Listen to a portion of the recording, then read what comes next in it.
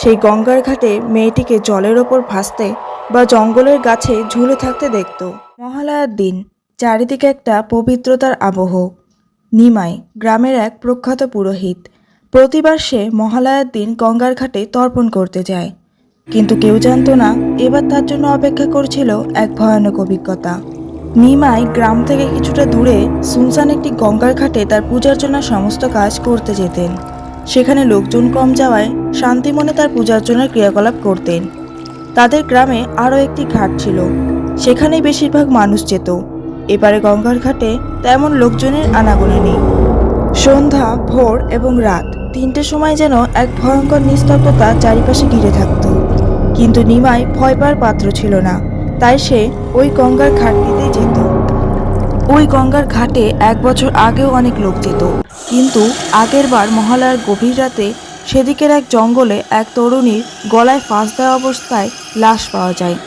মেয়েটির বাড়ির কারোর পরিচয় না মেলায় কেউ ওই লাশের সৎকার করল না। গঙ্গার ঘাটটির কাছাকাছি সেই জঙ্গলে লাশটি পুঁতে রাখে 3 জন লোক মিলে। তারপর মাঝে মাঝে ভোর, রাত বা সন্ধ্যায় যখনই কেউ সেখানে যেত, সেই গঙ্গার ঘাটে মেয়েটিকে জলের ওপর ভাসতে বা জঙ্গলের গাছে ঝুলে থাকতে দেখত। তাই ধীরে ধীরে ভয়ে লোকজনের আনাগোনা কমে যায়।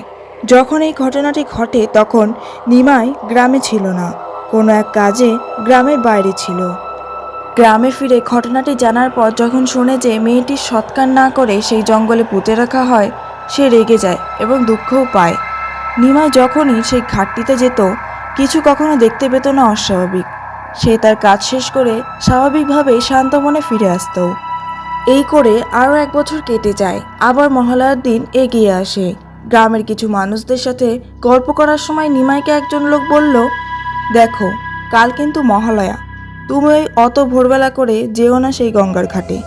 সামনের ঘাটটায় বরং যাও, যদি কোনো অঘটন ঘটে যায় তখন আর রক্ষে নেই।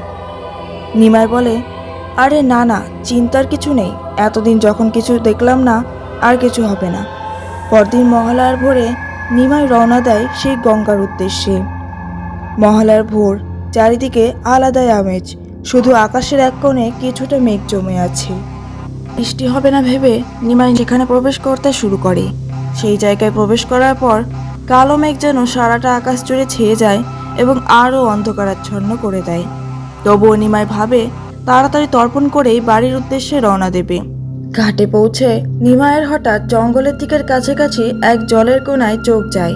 সেদিকে চোখ পড়তেই নিমাই যেন অবাক হয়ে যায়। নিমাই দেখে খোলা চুলে হালকা গোলাপি একটি পোশাক পরিহিত কেউ দাঁড়িয়ে আছে সেদিকে।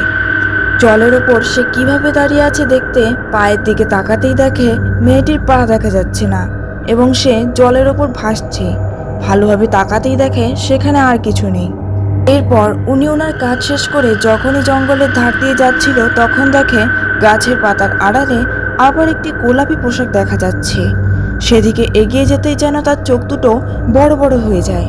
নিমাই দেখে একটি মেয়ে গলায় ফাঁসি দিয়ে ঝুলছে, আবার কিছুটা পাশে একটি কবরের ওপর মেয়েটি বসে আছে। এই সব দেখে পুরোহিতটি সেখানেই অজ্ঞান হয়ে পড়ে থাকে।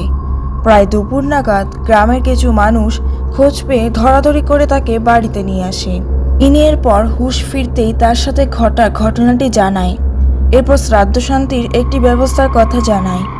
এরপর সেই কাজ সম্পন্ন হলে পুরোহিতের স্বপ্নে মেয়েটি আসে এবং ধন্যবাদ জানিয়ে কোথায় যেন হারিয়ে যায়।